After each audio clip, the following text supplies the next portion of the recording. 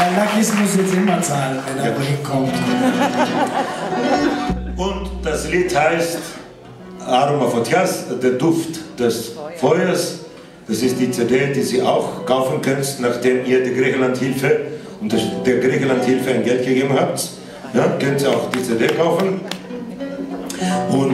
Und die heißt der Duft des Feuers und wir bringen das jetzt. Da steht so etwas wie, da gegenüber von Afrika, es ist im Süden von Kreta, Pizilia, in der Nähe von Matala, aufpassen die Alt-Hippies, schön weiß, we shall overcome, so weiter.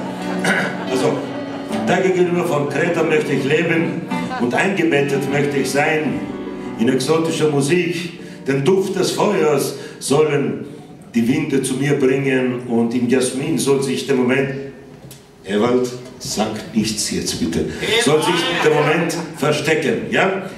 Ich werde ein Haus bauen aus Ton, Stein und Himmel.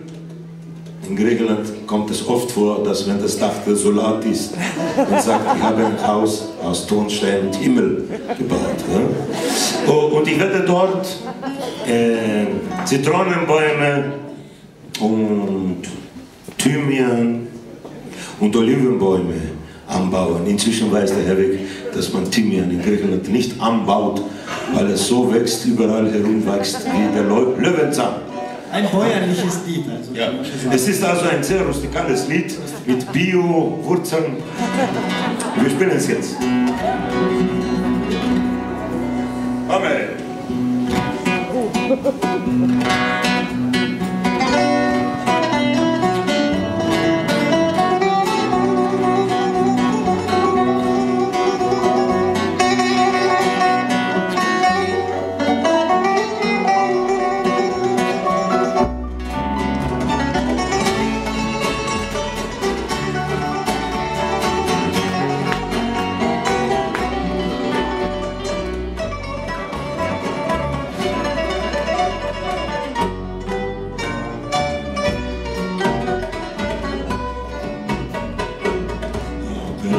Την Αφρική βάζει σου εκεί μουσικές εξωτικές νύχτες γλυκές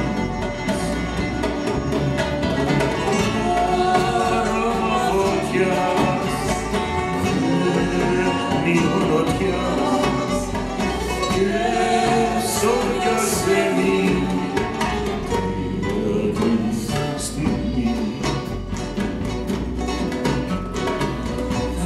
Sos